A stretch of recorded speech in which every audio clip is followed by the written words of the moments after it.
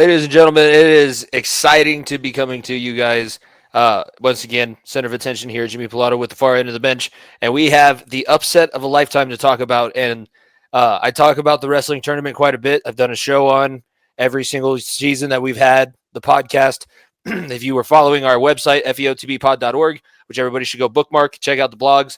I'll be referencing my blog coming up probably towards the end of this segment. And I'll talk about those kinds of things. But we had an immense moment happened. Not much craziness happened in basketball. It was pretty much tame, pretty even all the way throughout. Wrestling on Saturday night and throughout the entire weekend. We'll talk about Wyatt Hendrickson. He's the man of the hour. I'll probably pull up some pictures. He's got new merch that's going to drop. I think Nico might enjoy too. His brand is American Heavyweight, and not to speak on things, but Nico and I have always been a couple of bigger individuals, and I'm not necessarily a heavyweight anymore, but we can get behind the merch because it was everything that you want in sport. And this guy, he's gone through a lot. He's a graduate of the Air Force Academy. He's active duty. He's serving in a reserve fashion where every year that he serves in this role, he gets an extra year added onto his service, and he has 1 season left of eligibility.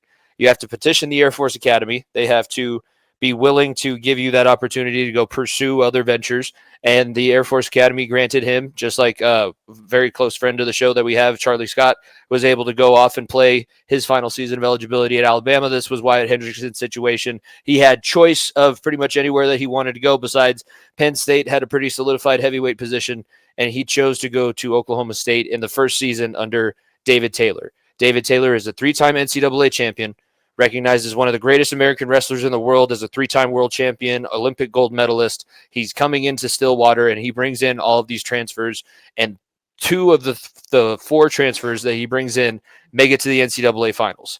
He wins 2 individual NCAA championships with these guys, and Wyatt Hendrickson does it in a fashion where he goes up against the monster of all monsters. This is on par with the magnitude of the undefeated Patriots losing to the New York Giants, but that's a different thing because it's team. It's somebody like a walk-on, not a walk-on, a guy that's undrafted. Say in this situation, it's not Aaron Donald, but say it's like Harrison Phillips, a guy that went through the process, was never drafted, and he's in a situation where he gets to sack Tom Brady. They're winning the entire time. They're going to complete the undefeated season. They have 20 seconds left. We need a sack. We need a turnover. We need to force this and go into we need to force this and score and win. That is what Wyatt Hendrickson does. He wrestles Gable Stevenson, coming back from the Buffalo Bills, coming back from his stint in the WWE. He's undefeated. He's on a 73-match winning streak, and it seems like it's an insurmountable thing, and it's happened before. They've wrestled before when Hendrickson was at Air Force Academy before he transferred to Oklahoma State. It didn't go well, and Hendrickson has had a lot of struggles. Going into the Big 12 Conference Championship Finals, he wrestles a world champion Greco wrestler, a Colorado guy, Colton Schultz, beats him, blowing out his elbow in the process. He wrestled the entire of the national tournament with his elbow all taped up, still competing in an undefeated season. He goes through in the semifinals. He defeats the reigning heavyweight champion, Greg Kirkfleet from Penn State. Then in the finals, he has to defeat the heavyweight champion from the 2 seasons previous, the Olympic gold medalist, guy that is truly never been defeated and is a monster among monsters. And he is going to take this guy out and win a championship. Down by a point with 25 seconds left. He needs a takedown.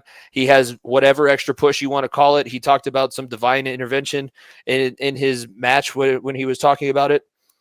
I don't know what you can call it, but that was an athlete putting it all together in the right moments. And the end of season run for Oklahoma State behind Wyatt Hendrickson, the upset of the century, upset of a lifetime. It's one of those moments, especially as a guy that coaches wrestlers and coaches people to try and push themselves past their limit and see what they're able to accomplish. Wyatt Hendrickson proved that is possible and did it in a big way. Second lieutenant in the Air Force, and he will be adding years to his service because he's going to be trying to compete for the 2028 Olympic team, seeing if he can upset Gable Stevenson, win the heavyweight spot at the Olympics, and go for a Olympic gold medal. We'll talk a little bit more about this because there's one other thing that we're going to touch on, and then we're getting into all of the madness that is March. Nico will be joining me on the other side of the intro. Episode 224 of the Far End of the Bench podcast coming your way next. If you don't stay down and you never quit, come on over here and sit on the far end of the bench.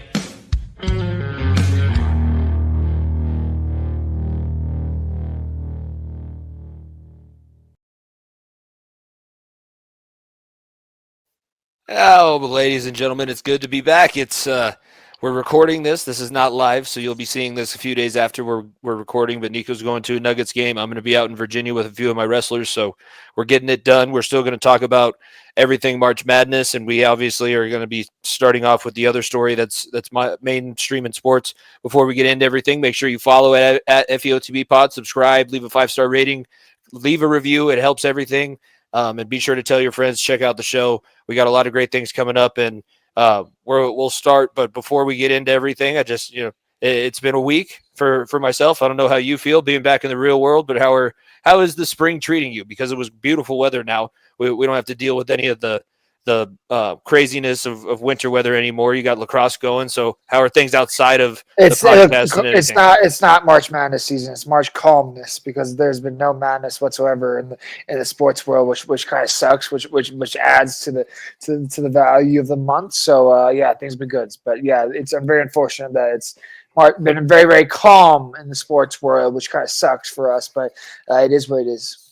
It was a little bit satisfying sitting there on Saturday night, and I'm going, oh, this is the best moment of the weekend. It's the opening weekend of March Madness, and the wrestling tournament has taken center stage. Not only do you have the president there, he steals the show from arguably the greatest feat. We're never going to see it again in college wrestling. I don't know if you're aware, but Carter Sirachi wins his 5th consecutive NCAA championship with the extra year of COVID eligibility. It was possible, and it's the only time that it'll ever be done. But he completes that. Donald Trump walks in. The issue that I want to bring with the Wyatt Hendrickson, because I know you're not into wrestling as much as I am, and you didn't watch the series of matches going into that one, but he runs out with the American flag draped across his shoulders, and Gable, that kind of perks him up a little bit. He's already a little bit of a showman, the WWE style, and he says something to him as he's running across to his corner, and I believe Jordan Burroughs, who was on the calls, said that he knew exactly what he was saying without even hearing it. He's like, you only wear that when you're an Olympic gold medalist. There is a hierarchy. There is kind of some unwritten rules in sports. I guess, what's your opinion of the unwritten rules in sports, and how strictly do they need to be followed? Oh, I have a very specific rule. The guy's a lieutenant in the Army. He can do whatever the hell he wants. Gable Stevenson, in his 20th year in college, got his ass beat. He's got other things to worry about. The guy, if Gable Stevenson thinks that he's this, that, and the other thing, and he's like, you know what, I'm 28 years old. I think I can still go wrestle 19-year-olds and have fun doing that, and he got his ass beat, then so be it. That's your own problem. First of all, I understand that Olympians can do that, but the Hendrickson is a lieutenant in the Army. Like, there's a reason why Trump was there, not just for the fucking hell of it. There's a reason why he's there. It's not just like, hey, come and watch this for out of the blue. He doesn't do that for, presidents don't do that for any sport, basically, not just wrestling in general. But, there's a reason why he's there, so he can do whatever the hell he wants, as far as I'm aware. Gable Stevenson, great. You're an Olympian, WWE former wrestler, Buffalo Bills, did all that in 3 years, and said, oh, wait, I have another year of college eligibility. Let me go in as a 28-year-old and go wrestle 19-year-olds. That's a good sign. Everything's good there. So, look, I think Stevenson is one of the biggest frauds right now in college. I think it's a joke that he thinks he's still okay to wrestle in college. I'm sure he still thinks he's got another year of eligibility down the line. By the way, his first year of college eligibility where he wrestled, he won the gold medal or whatever, first round in his bracket in 2019. That was before COVID. For those that aren't keeping track, by the way, we're 5 years past COVID. So, for those that have a problem with Gable Stevenson saying, oh, you shouldn't have that, first of all, he defends this country. He can do whatever the hell he wants with the American flag, as far as I'm aware. And secondly, Stevenson, you need to be doing – you literally couldn't make it anywhere else. You said, fuck it, let me go beat up 19-year-olds. Couldn't make it in WWE. You took it as a joke. Couldn't make it as the Buffalo Bills. Tried MMA for a little bit. Couldn't do that. So he said, you know what? Screw it. Let's go back to college and do it. As far as I'm aware, Gable Stevenson got everything he asked for. I feel like he handled it in a gracious way. He was on Pat McAfee's show, obviously expecting to win the day after, and I think that his statement was very well practiced, and it's on brand for him. You know, his teeth are still pretty. The sun came up. I get all that, and I do think that he's going to compete for the 2028 Olympic team. But he's going to figure something out in the interim. He's probably going to end up being a coach somewhere. I don't know. He's one of those weird guys where he's transcended so much. He's like a Jordan or a Gretzky. Like I don't know if he can coach because nobody can do what he could do. I know that it's very intricate and I can get way nerdier if I want to. He is the best wrestler at the heavyweight division. It's Rocky taking down Drago in Russia. That was the situation that Hendrickson was finding himself in. And I agree with you. And that's what I said. Like, I get the whole you have to be an Olympic gold medalist to wear the American flag. That's USA Wrestling. This is different. This is bigger than wrestling. And that's what Hendrickson said about it when he was asked. Country. Yes, He's in the art. Like I'm not going to say he's in the Air Force. He's in the Air Force, but he defends his country. You can go cry up a fucking river, as far as I'm aware, if you're that upset over that. So and he has more rights to carry the flag than you do, as far as I'm aware. Am I wrong? I'm not. No, in his post-match press conference, he said that it was mainly to bring this is bigger than sports. I am doing something that's bigger than sports so that we can continue to have these events because of Wyatt Hendrickson and the United States military, the Air Force, the Army, the Marines, the Navy. Not trying to leave any branch out. There's too many of them to name. But if the United States military isn't there, we don't have that event. Donald Trump isn't able to go there, and we don't have the freedoms that we have. So, I mean, my TikTok algorithm gets me pretty good, and I've been seeing nothing but edits of Wyatt Hendrickson on his run with different Toby Keith songs in the background. The best one so far is courtesy of the Red, White, and Blue. This big dog will fight when you rattle his cage. And there was very rarely do you see somebody that totally embraces an insurmountable challenge, and that was what we saw on Saturday. And I think that was the best thing about the display. I can't. I'll look up the viewership here in a second as we're moving on to March Madness. But if anybody's seeing that's in a situation where they're trying to compete and be the best, put in the work the way that you saw people like Wyatt Hendrickson do, and you can accomplish amazing things more than you ever could have thought possible. I don't think that anybody. I can guarantee you, nobody thought that was happening whatsoever. Yeah, you're not wrong. Like I said, also, thank God we're past the point now where we're past COVID, where this COVID eligibility is done after this year. Because the fact that 2019, this guy started college wrestling, and 2025, we're here now, and he's still there is a joke, in my opinion. It's a bad thing for it's not just a problem for wrestling. It's a problem for football and a problem for basketball. And these guys are mid to late 20s, and you're like, what is your purpose here? Time to get out in the real world, unfortunately, and figure everything else out. You're a great wrestler. There's no denying that, but 26-year-olds shouldn't be wrestling 19-year-olds on a daily basis and be competing for national collegiate championships when you're already tried other things outside college and it didn't work. Yeah, it's weird. When you're a professional, you're supposed to lose your eligibility.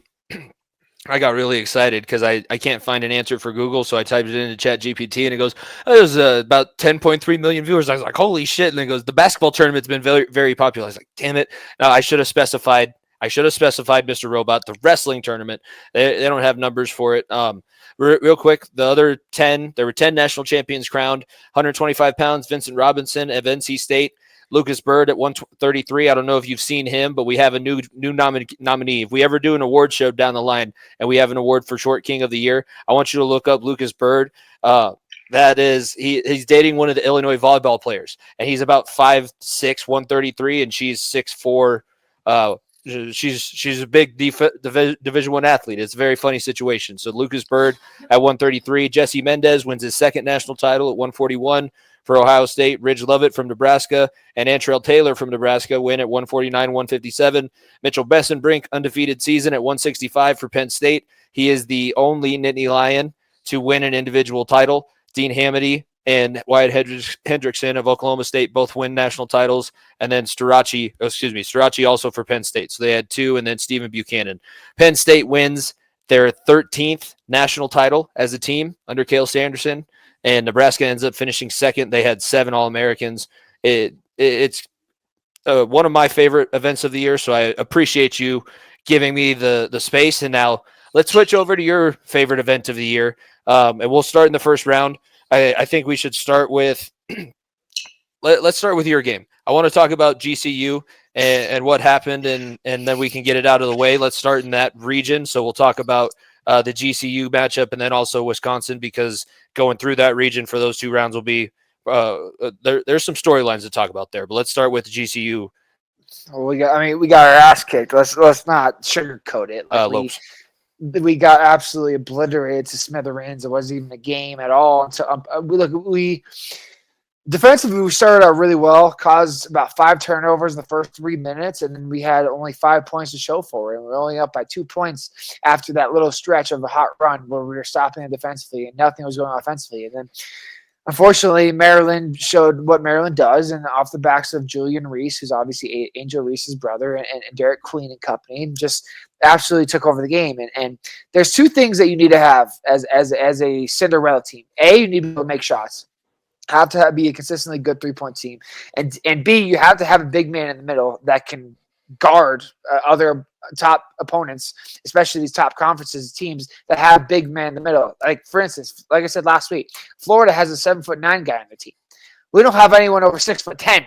Not saying that Julian Reese is this big monster in the middle, but when you have a lack of size in the middle, it hurts you a lot. And in fact, when you don't have no outside shooting either, it just puts a nail in the coffin. I mean, like, I was hopeful for this team. We brought a lot of guys back, like I said, and added a few new pieces here and there that I thought this team would have been better. But frankly, the difference between this Maryland team and the team from St. Mary's that GCU beat last year was just night and day. The St. Mary's team couldn't hold a jock strap to this Maryland team.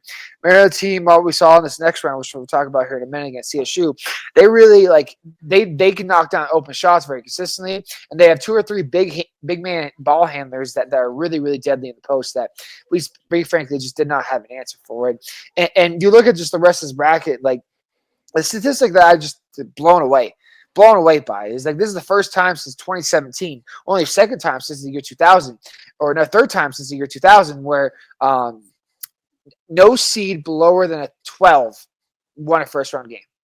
No seed below a 12. The lowest seed that won a first round matchup was a 12 seed. Obviously, McNeese did it against Clemson, and then CSU did it against who did they play? Against Memphis as well. So this is the first time that's happened in a long time. So it's as chalked as you could. All the 1 seeds still alive. All the 2 seeds are still alive. A handful of the 3s are, I think, 3 out of the 4 3 seeds are still alive. Like it's as chalked as a bracket as you could get. And the big conversation that's happened most commonly across sports media right now is that the NIL is killing madness. It's killing these smaller teams because I looked at the starting 5s of every team in this Sweet 16. There is not one single team this Sweet 16 that had every single starter start at that school. Mm-hmm. Even like 1 through 5, first 5 starters in each team. Not one team had a team that where each kid started their college career on that team, which is insane. Obviously, the NIL deals, the transfer portal, everything is ruining all that for a reason, and it just sucks because obviously CSU was probably the closest thing we had to a Cinderella run. Arkansas, you can kind of throw them into there, except Calipari is that good of a coach. You kind of expect them to make this kind of noise in the tournament. But it's really hurting it, and I wonder to see how this will go in the future because if this is how we're going to look going forward, it's going to get deader and deader because, like I said, look, the common basketball fan, enjoys watching more of the upsets than they do just a random game. Like as much as that Wisconsin versus BYU game here in Denver was entertaining to watch, unless you had ties to BYU or Wisconsin, you're like, okay, this is a game I can kind of gloss over and just check the score of, right? When McNeese was playing, obviously, you saw the underdog story, you wanted to tune in, and there was more excitement for that because you want to see if there's an upset. I'm really, really worried about the future of what this is going to look like and how teams are mid-major and lower teams respond because, like I said, we may be nearing an end to the long-term, long-run Cinderella runs, and that's a really, really sad thing to think about. Is it better or worse for adding teams into the tournament? Because that's been on the table for a few times. I figured, but it's way worse. The thing I saw that I think this should be thought about is if you win a conference tournament and you're one of the worst teams in the country, obviously 16 seeds, you shouldn't have a play. right? You shouldn't have a plan. There should each 16 seed should not be a plan. The plans should be all the bubble teams for that 11th seed.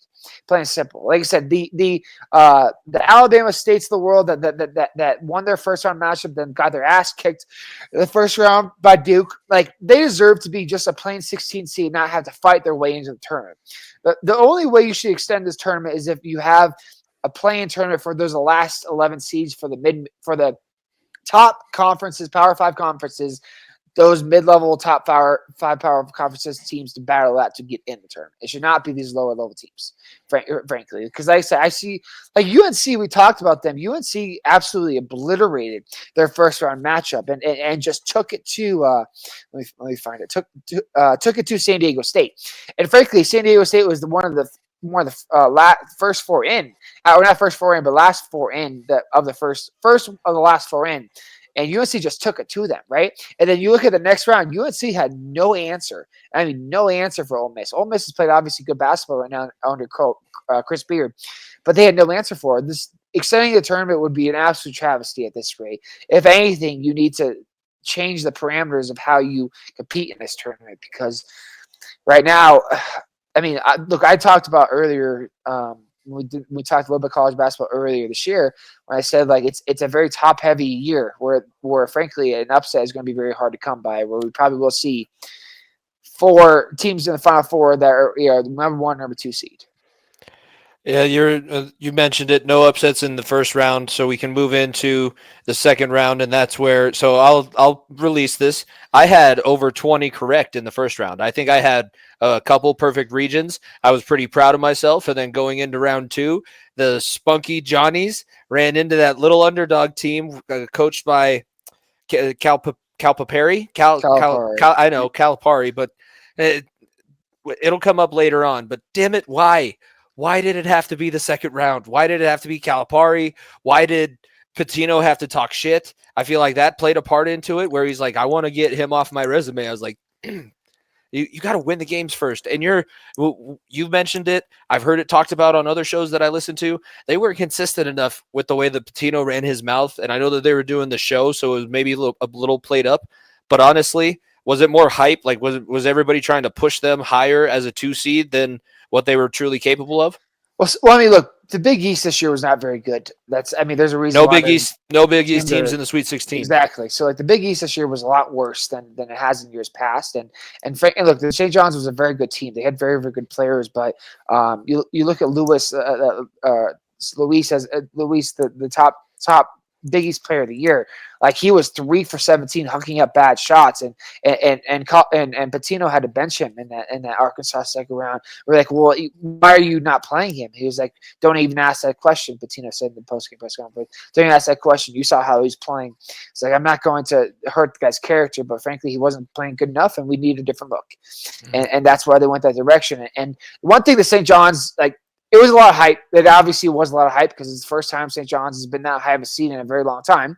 But like the one thing St. John's really struggles with is like they had no outside shooting, none whatsoever the whole season. Like they really, really struggle from deep, and especially in a Calipari led team that focuses on outside shooting with an interior development. Like it's a very, very tall, tough task to handle, and especially St. John's team where most of those guys are very, very first year in their NCAA tournament. It's not a very well groomed team as opposed to a Calipari led team, Arkansas team.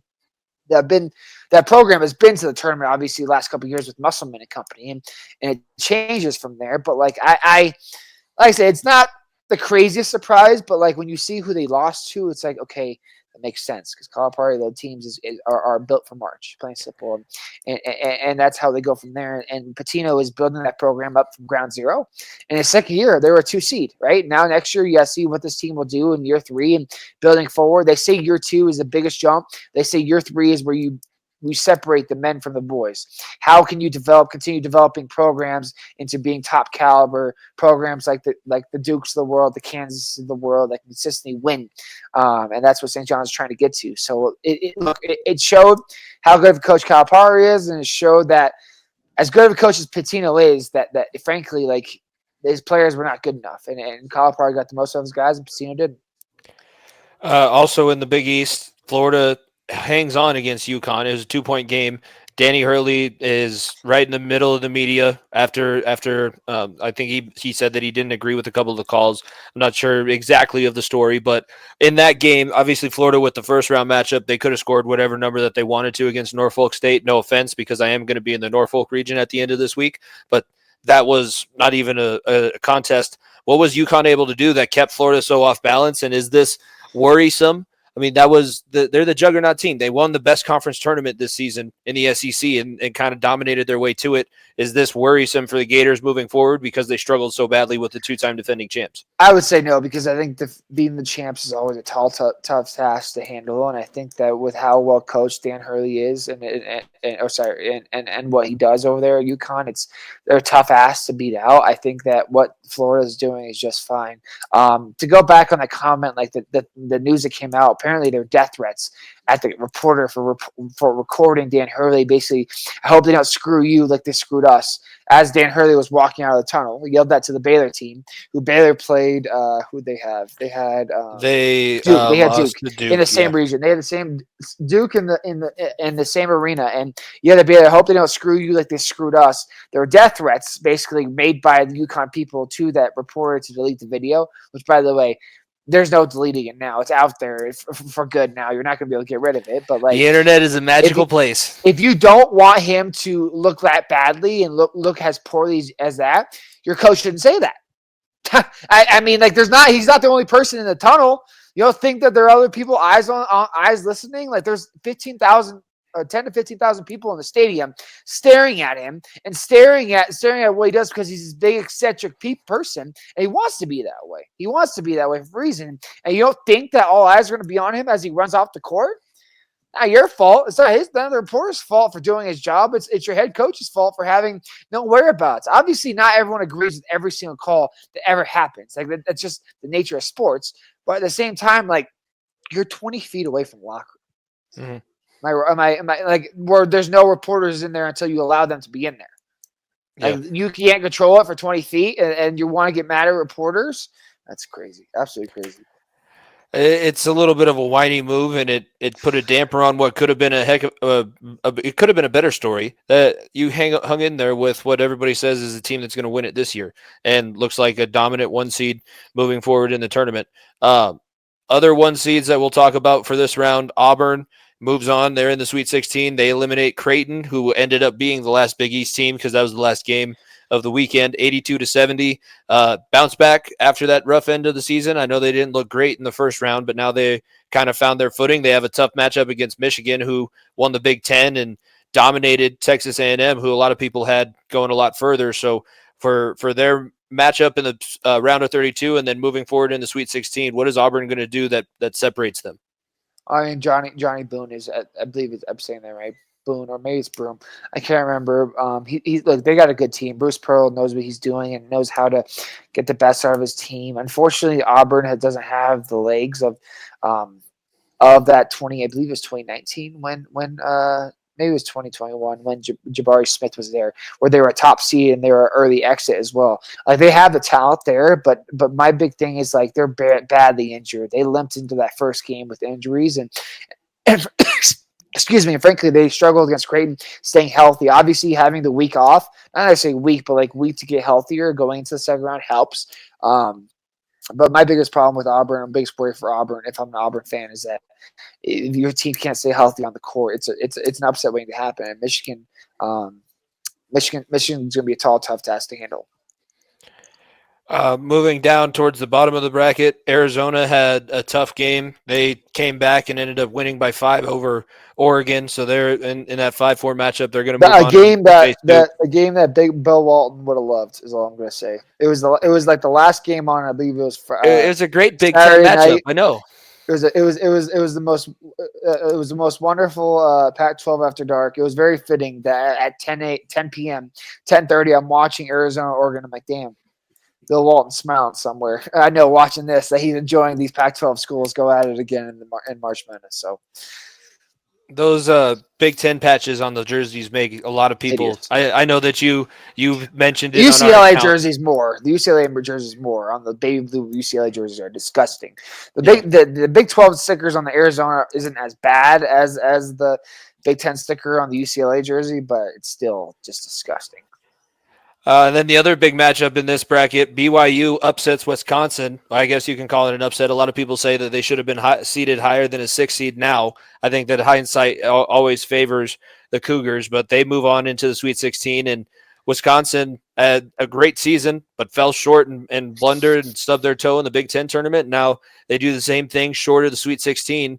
I'm starting to feel like it's just like I did in football. Like they can be good and they can be threatening in the postseason, but am I ever going to really trust that it's going to happen? I don't think that I'm going to trust the Badgers moving forward because this was a big step and they kind of blew it, in my opinion. Well, I mean, let's not sugarcoat this. BYU basically played a home game here. For those that don't know, this quadrant or little section of the bracket was here in Denver, and obviously those that aren't brain dead know that Utah is a state away, and Wisconsin's a little bit more of it's like a 3-hour flight as opposed to an hour-long flight from Salt Lake City to Denver. So I think that played into a factor. Watching that game on TV. There was a whole section and a half of Lower Bowl that was all BYU fans, and it makes sense. Like obviously, they're in a big following, and BYU is a big time school out west, and the fact that they got to play a home game kind of sucks for Wisconsin because Wisconsin could have played in a Midwest region where they could have had a little better of a chance, a little bit more of a home game as opposed to be on their heels. Wisconsin fan, I'm not really happy about that, but BYU, man, they really relied on their shooting, a team that I didn't really think much of, and they really struggled out of the gate at VCU, and then they really turned it on with their outside shooting. And like I said, they believe more than anybody right now that they can beat anybody. And a lot of people, including myself, picked them to lose VCU. Frankly, not a lot of people picked them to beat Wisconsin, and here they are just shooting the lights out of the ball. And like I said, Alabama, a team that has been very, very good. There's no doubt in the third round, but they feel as confident as anybody going into that matchup in the Sweet 16. Could you get two more opposing fan bases? I guess maybe Miami and BYU, but Alabama and BYU is a pretty opposite demographic. I wonder where that second round matchup's being played.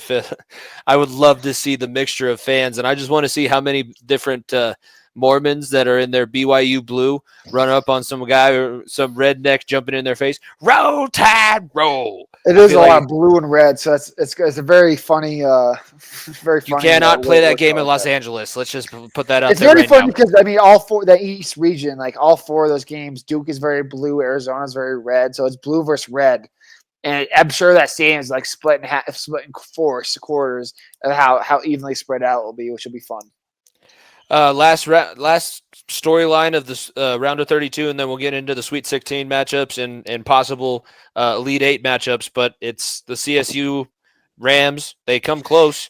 They were as close as you could get to being into the Sweet 16 and pushing a little bit further that Cinderella narrative. It screws up my bracket a little bit. I didn't think that Maryland was going to be in that situation, but the Terrapins, they finished the game the way that they needed to. They got the win. I don't know what you want to say about the travel or possible travel call. I think that it's a little bit I think that it's off point to take away credit from what happened, but it is what it is. In Colorado State, after a really good season, the Mountain West is a mid-major conference, and they couldn't stand up to Maryland, had just a little bit extra in them. Well, I mean, look, all kudos to Colorado State and Maryland for giving us the best tournament game thus far. It was by far and away the closest game, the most exciting game we saw. The back and forth in that last 5 minutes was incredible. Like I said, the CSU was on the backs of Nico Medved at coaching position, who obviously left to Minnesota, weirdly enough. And for those that are college basketball nerds like myself, you'll remember the name Ali Farouk-Manesh, the guy from Northern Iowa all those years ago that knocked off a number one seed.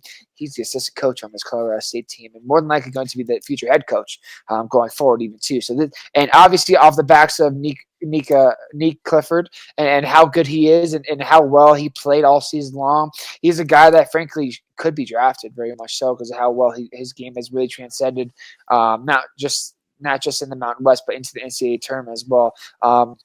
CSU came up short, unfortunately, right at the end, but they had the chance to win.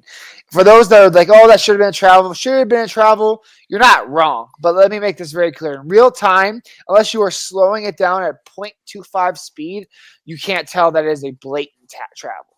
You can tell, obviously, slow motion of where the gather step comes from, how long he has to step into it. Obviously, it looks like a travel, and it is by all rule standpoints. But for anybody that has ever reffed a game or played a game, and watch a basketball game or a football game or a wrestling match or whatever it is, and you see that they're tussling right there, you don't want that foul or that thing called at the end. You kind of want to let them play, and you want to see what happens. Because frankly, you call that travel call as the ball drops in, you're going to have probably a storming of the court where everyone loses their fucking mind for Maryland and probably going to come after the referees.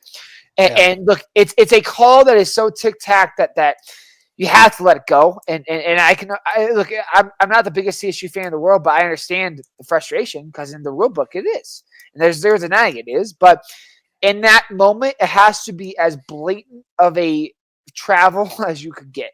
As weird as that sounds, I know it sounds really bad, but it has to be as blatant of a travel that you're like, damn, I can't let this slide for it to happen. It's the same thing as calling like a moving pick in basketball or the cross right at the end of a game. Like, unless he physically abominates the other dude, you kind of have to let it slide, let the guys play. You can't call every single thing you see. And like I said, is it a bad call? Yes. Is it a good no call too? I would say yes, because you don't want to A, hurt the flow of the game, and B, affect the game that late just like that on a call that is so minuscule that makes it so tough. So if you're a CSU fan, I understand the frustration, but it's something that frankly, if the roles are reversed, you wouldn't want them to call either.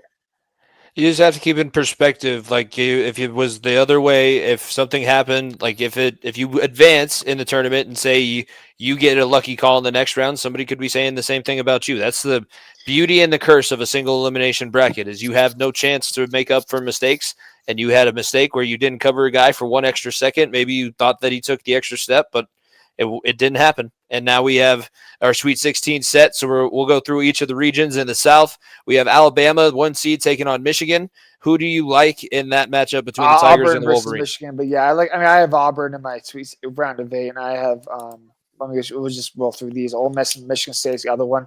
What I saw from Michigan State is a lot. I think Michigan State's a very, very good team. I think Izzo, January, February, Izzo, April. That's how the way it goes here. And I think what they're doing at Michigan State's done a really good job. So I'd like Auburn and Michigan State out of this. I know it's the 1-2 seed. I'm well aware of that. It's as chalk as they come.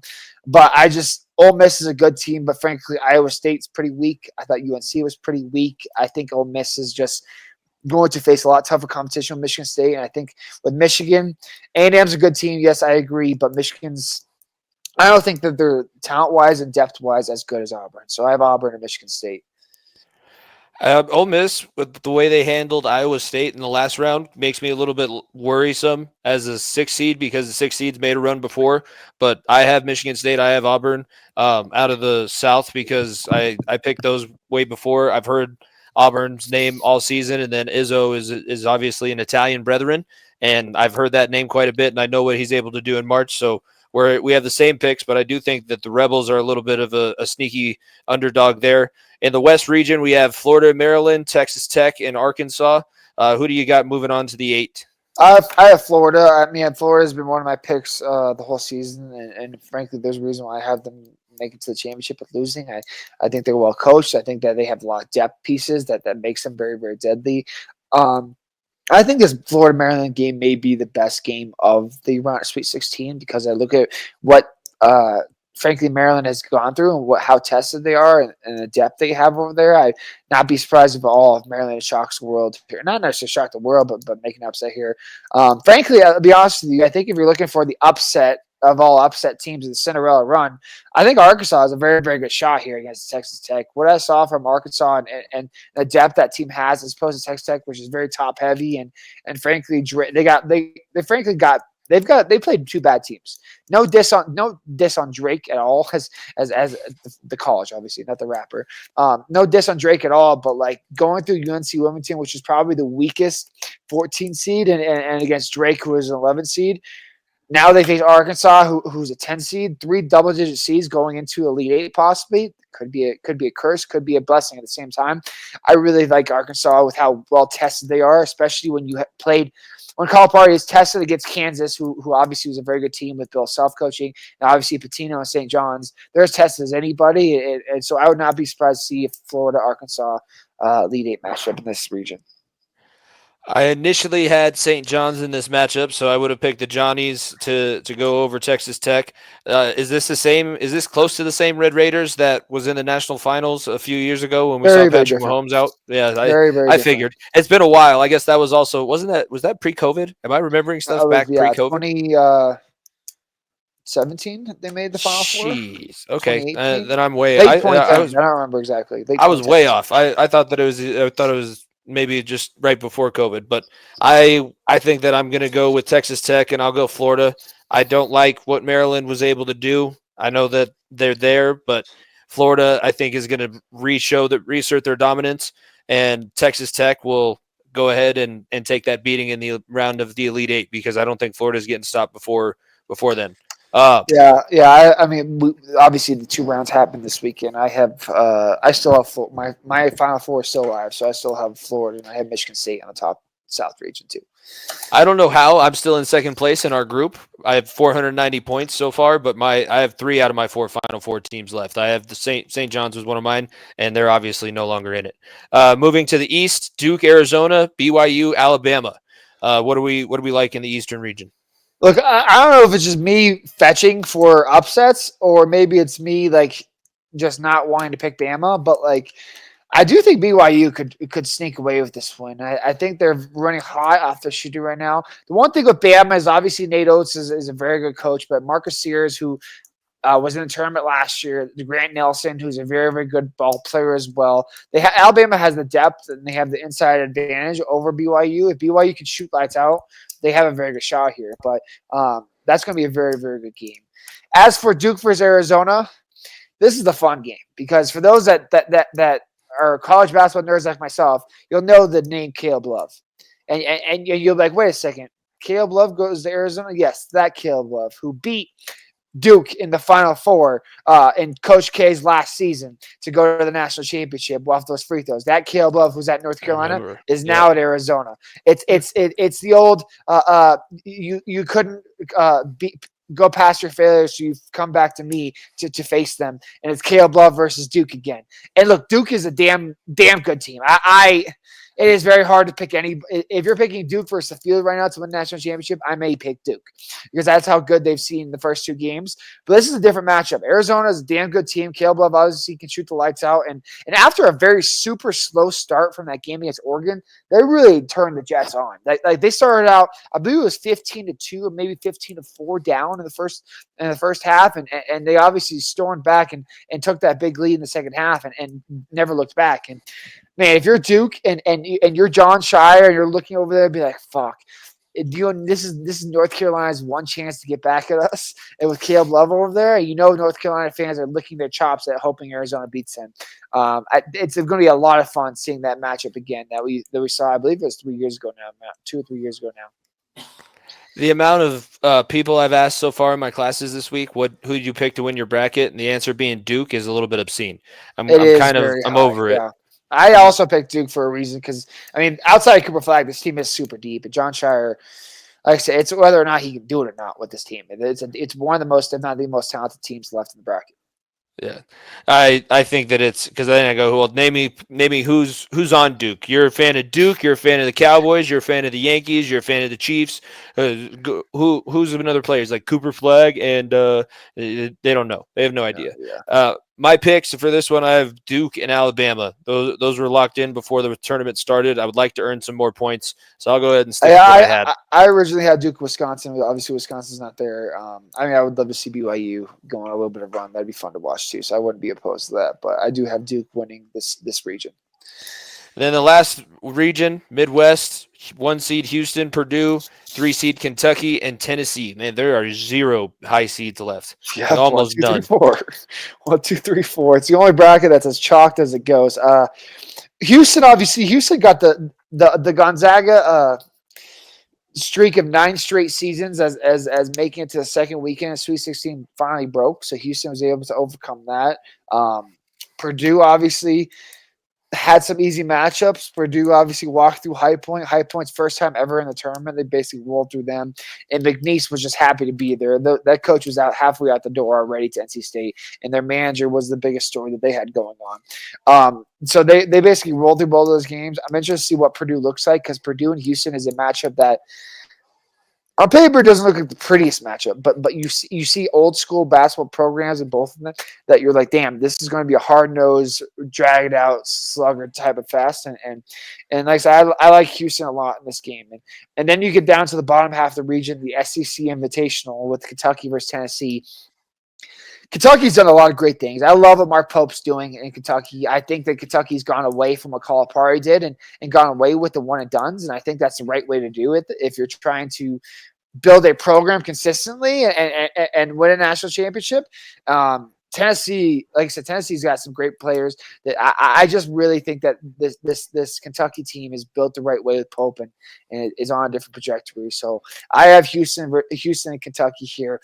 I have Houston in my Final Four. So that's what I got out of this Midwest region. Let's quickly go through who we have in our Final Four, who we think is going to be there. I'll give you the chance because I won't be able to make the changes in my bracket. I have a few picks that won't hold up anymore. But who do you have left? You say you have your full Final Four left. So who do you got? Yeah, I have Michigan State coming out of the South region. I have Florida coming out of the West region. I have, which sounds really weird, out of the West region.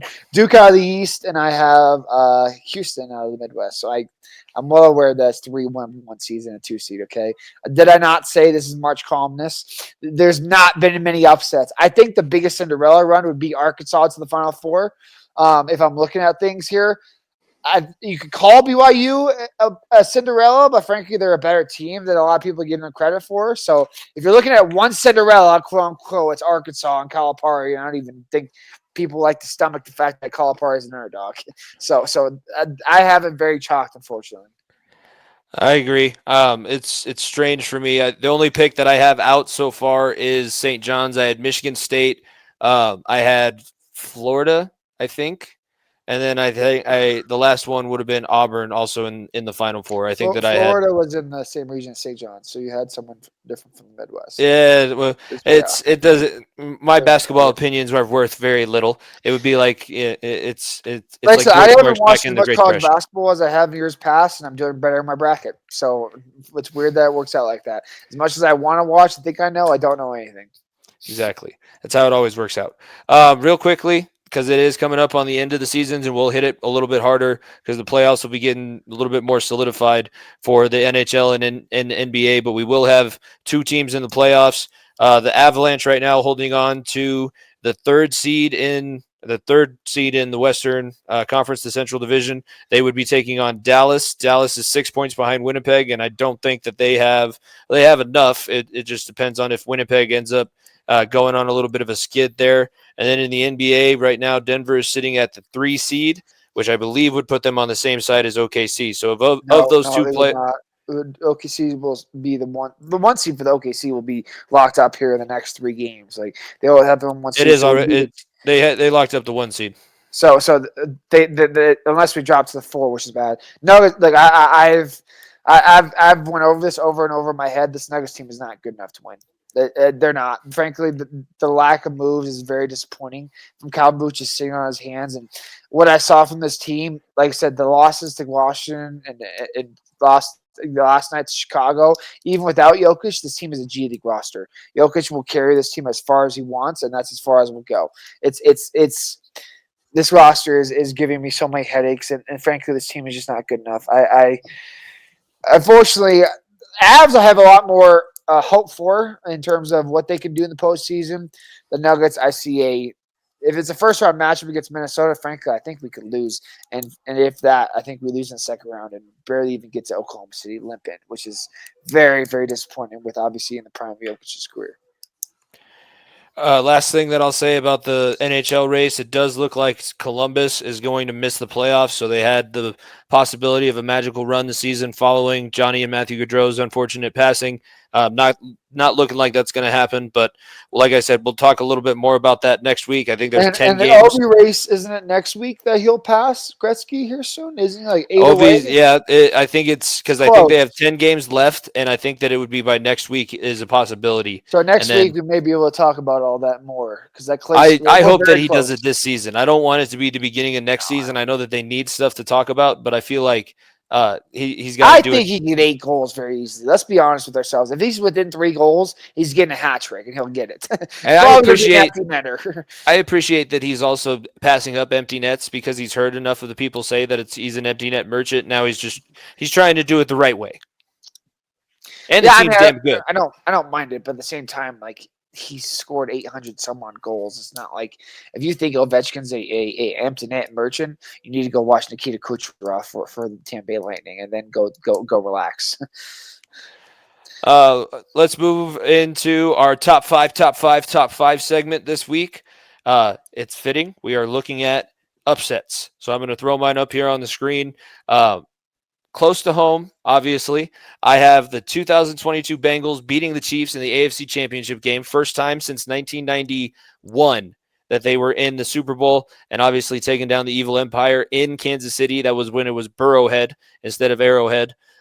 Second, I have Hendrickson beating Stevenson, a most recent one that happened. It is that high on the list of importance. It was that incredible of a moment. I haven't had that much excitement watching a combat sport since we used to watch Shane Carwin fight in the UFC because he knew my dad and played college football with him.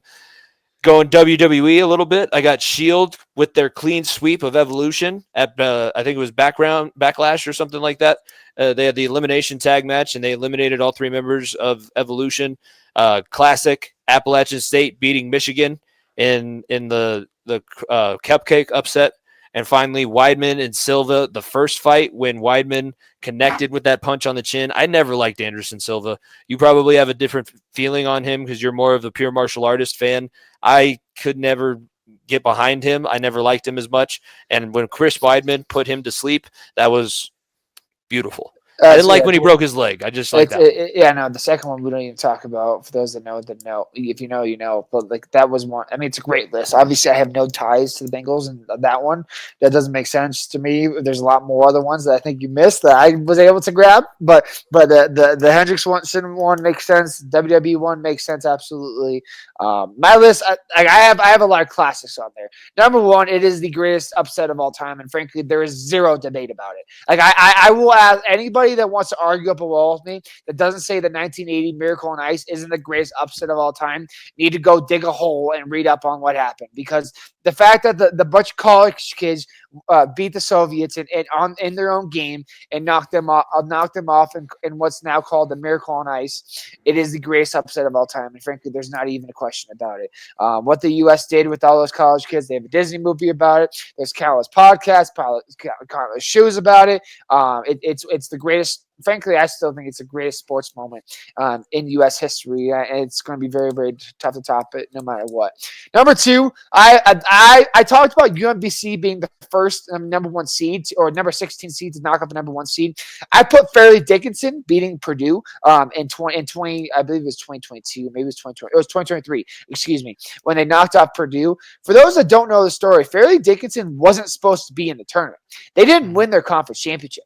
The team that won the conference championship was not D1 eligible yet to play in the tournament. They had another year of eligibility yet. So for Fairleigh Dickinson, as a 16 seed, we're the last team in basically, and the furthest, longest odds against Purdue, who obviously had Zach Edey, who were a lot of people's favorites to win the bracket. It is one of the biggest David and Goliath stories you'll ever see in terms of team that basically should not have been there and be against an absolute powerhouse in Purdue.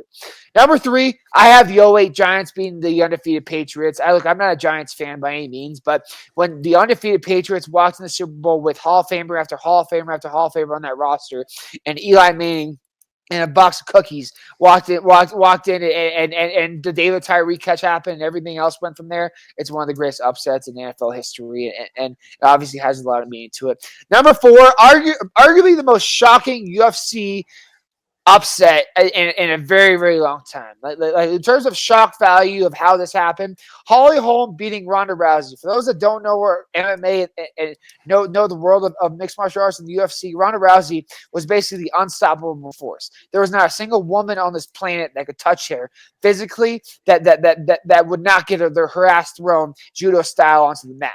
She was that good. And what Holly Holm did to her, you go back and watch that fight. Holly Holm basically dominated that fight from the opening ring of the bell.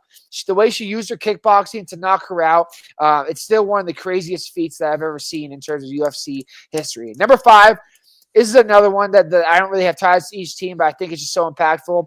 The 2011 Dallas Mavericks beating LeBron James, D. Wade, Chris Bosh, the first year of the Heatles as they were first formed. The Dallas Mavericks, a team that frankly had one of the most toughest runs to a championship run, obviously facing Kobe and Paul the year after they made the championship game, facing Tim Duncan, Tony Parker, facing the Spurs, facing Oklahoma City, KD, Westbrook in the early days of them, and then going to the finals and facing our 3 Hall of Famers and a lot of other great players in Spoelstra and Riley and company, and the fact they were able to come out on top in that series, especially starting down 2-0.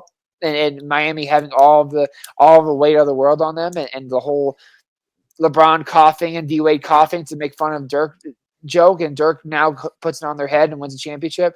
Pretty damn special. That series, for those that love basketball and love watching ball, that's a great series to go back and watch. I like all yours. And the home one was also very shocking. I also, as an honorable mention, I'll throw Conor McGregor when he upset Jose Aldo because, yes, I thought that he could have won that fight, but I didn't think it was going to be the first punch that was ever thrown. Yeah.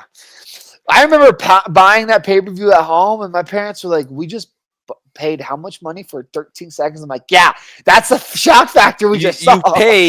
You paid for the co-main event because that was the Rory McDonald, Robbie Lawler classic that I still think about every now and then when Robbie Lawler's lip is like hanging and halfway Rory's off of his face. Nose is over here into his eye, basically. Yeah. Oh, it could have very easily died in that situation. We almost witnessed a murder, and he didn't even win. And I think they won Fight of the Year. If they did win Fight of the Year, they won Fight of the Century. I'm pretty sure 10 year the 2010s between those two. I think it's already in the Hall of Fame in terms of fights. They only put a handful of UFC fights in the Hall of Fame, and that's one of them. It's the best fight, like competitiveness wise, since Bonner Griffin. That I guess that I can remember that's that big. And then Lawler, congratulations to him because he recently was inducted into the MMA Hall of Fame. So he is now a Hall of Famer in himself. Moving into our player, and bench warmer of the week segments. I'll let you go first because you got the madness for yours. So tell us what you got. Which one we starting off with? We go play of the week. Play of the week. This is the only game winner who basically had the whole tournament. Derek Queen gets to his left in the supposed travel. You can watch it in slow motion. It does in fast motion and live time does not look like travel, but to kiss it off the glass, whole stadium go crazy. Man, what a heartbreak for CSU, but that's easily play of the week. It was a fantastic finish off the glass. That's a big man in Derek Queen that frankly could get a lot of looks at the next level because of his size and versatility and the whereabouts to kiss it off the glass while leaning back on the left side, and just to do that, it's a big time play. And you'll say, well, Nico, why does that mean anything? Well, he misses that, they lose. It was a 1-point game. That's a do or die shot. It's not a you miss it, we're going to overtime. It's a your season's on the line right now, you knock it down. That's even makes it more fun. So it was a huge shot. The fact that it doesn't come down to free throws in March Madness, you just have to embrace the ones that don't end up with fouls and free throws in either direction when it's close or when it's a little bit out of reach. Speaking of do or die shots, I love the way that you described that because I'm going to use a similar description for my play of the week. We talked about it at the beginning of the show. It was the center of attention. Wyatt Hendrickson down by a point. This is his last chance to score and win. He has to score, otherwise he's not winning a national championship. He's wrestled Gable Stevenson as best as anybody has. And not only he gets the takedown, he still has 15 seconds that he has to make sure that Gable Stevenson doesn't get away from him. If he gets up and gets away, they go into overtime, and God knows what happens in overtime. So he's sitting there, and he's able to hold on with all of his strength. He said that he was willing to part with both of his arms. If he had to squeeze hard enough that both of his arms pop off before Gable Stevenson got away in that match, Wyatt Hendrickson was going to do so. And then the celebration in the corner, like, it just makes me excited. I want moments like this as a wrestling coach. And I've been in the gym for a few of these moments. I've been on the radio for one of them in college. So I'm experienced in what happens, but again, monumental moment. And I am very pleased. I feel like he's wasted in the Air Force. No offense. I feel like a guy that big, that athletic, that strong, we should be sending him in first and, give him superpowers, give him the Steve Rogers serum, and let's send in Captain America. But I don't man, think he needs to see I'm Rogers. perfectly I think he's got comfortable. enough of that. I'm perfectly comfortable with him defending our country, especially. So thank you to Wyatt Hendrickson for your service. And what an incredible moment, an incredible match. I'm so happy that I was watching and got to witness that. And I'll just go ahead and go right into player of the week because he's my player of the week. And I'll let you talk about who you had for yours as I'm getting it pulled up on the screen here. Yeah, my player of the week is Nick Clifford. Obviously, a shoot guard, 21 points in the loss to Maryland, 14 against Memphis in the first round. He's the catalyst for the CSU team and for the upset waiting to happen that never happened, unfortunately. So he's a guy that more than likely is going to be on his way to the NBA. I think he's a great back end first round talent, possibly second round talent to keep your eyes on, especially G League this upcoming summer. I think it'll be a lot of fun to watch him play because he's that good. And obviously, he came out of nowhere and really led CSU to being that Cinderella team that just fell short. I think that it was a good season for CSU football and basketball wise. One that it slid under the radar, but both teams performed very well. Unfortunately, the postseason didn't go the way that you wanted to, but you're in the Mountain West, so I feel like you have a certain limitation to you until you start putting in a little Soon bit to more be in the resources. Pac-12, by the way. CSU is one of those teams jumping ship. Is that better or worse? Is that better or worse? I don't know. I don't know. I think it's about 50-50, to be honest with you. I think the Mountain West is depleting. I mean, GCU is joining the Mountain West here just for college basketball, but I think the Mountain West is depleting, and the best Mountain West teams are joining the Pac-12, including Boise and company. So I think that maybe makes the Pac-12 better, but I don't know. It's about as lateral move as you can get. It's 50-50. Finishing things up, we got Benchwarmer of the Week. Kentucky fans, you're still in the tournament, so I guess it's a little bit premature, but I feel like you got to just be really upset because the passion, the coaching that you wanted out of Calipari while he was there as your coach, not just the NBA talent. Arkansas got it in the first season, and they're doing better than you thought of doing over the last however many seasons. I know that you're on a great run, and we'll see if that continues, but I put Kentucky fans, Big Blue, especially as a blue blood program, one that they expect to do well. I feel like Kentucky's on the edge of being a major bench warmer, especially if they lose before Arkansas. Yeah, I mean, look, Kentucky's obviously in the Sweet 16, so they can't be that angry. But obviously, they had a track record of losing in the first round with Calipari, and frankly, I don't know. I'm not saying it's a bad bench warmer of the week, but they did make it to the second weekend for the first time in a while, which I think they are happy about. But obviously, seeing Calipari do that with a team that he's brand new to, it's like, well, why couldn't you do that for us? It definitely it's like when you get divorced and they move on and they do all the things that you asked them to do, and you're like, what was so wrong with me that I wasn't worth that? It's like eating bad candy. It's like, damn, this is actually kind of good, but at the same time, it's also very bad for my teeth. But I know that it's not going to end up well, but it's still a nice feeling right now at the beginning. But yeah, it is what it is. My bench will make it Cinderella teams. I put the GCU picture there. Like I said earlier, first time since 2017 that a non-13 seed or lower won a first-round matchup. That sucks. That really sucks. And the fact that we're getting all chalked, and frankly, the fact that GCU got blown out by 40 points, and frankly, we had a lot more other blowouts, sucks for the tournament. It does. And I know no one's not going to not watch March Madness, but it does suck to see that Cinderella teams, fortunately with the NIL, could be dying off very quickly. NIL is having a much larger impact, and it's not just football anymore because now football schools have more money to allocate to basketball. So we're seeing teams that never really did anything, and they have a lot of talent, and they have a lot of deep pockets to be able to go out and put themselves in these big time conversations maybe earlier than we anticipate. And I think we're going to see the same in football. So this collective bargaining agreement can't come fast enough. I feel like that's going to be the next step that we truly need, and that might not even fix things. It might take 2 or 3 remedies to actually figure out how to do this thing right. I think it's the correct step. I just don't think it was implemented very well. Yeah, it's going to take time for it to fix it. Weird say. I think football and basketball are obviously the biggest problems with it, because I mean it's not a slight to any other college sport, but frankly the money isn't there as opposed to basketball and football, where the money is everything. And obviously we see it in transfer portal football and basketball that it's just so heavy that players are going to not go to school. The student athlete basically is near washed out. If that's now an athlete that represents university, it's not a student athlete, which kind of sucks, but it is what it is. I wish it was like that when I was in college. I'll tell you, going to class and practice, that was a heavy load. I got nothing else. You got anything else for this episode before we let everybody go off and enjoy? I know it's a little bit early, but hopefully everybody's getting ready to enjoy a nice, beautiful weekend. Ski season's coming to an end, so if you got a pass, get out to the mountain. I guess is my final thoughts. What do you got for the people?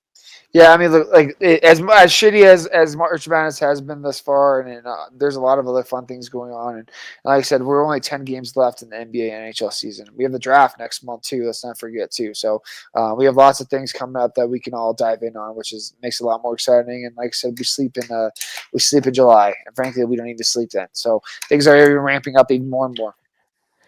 It'll be great. Thank you guys very much for tuning in. Episode 224 of the Far End of the Bench podcast. We said it at the beginning, but make sure you like, subscribe, rate this show 5 stars, leave a review, all of those good things.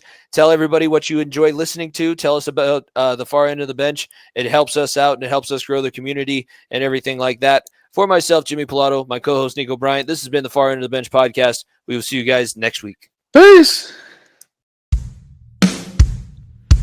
If you don't stay down and you never quit, come on over here and sit on the far end of the bench.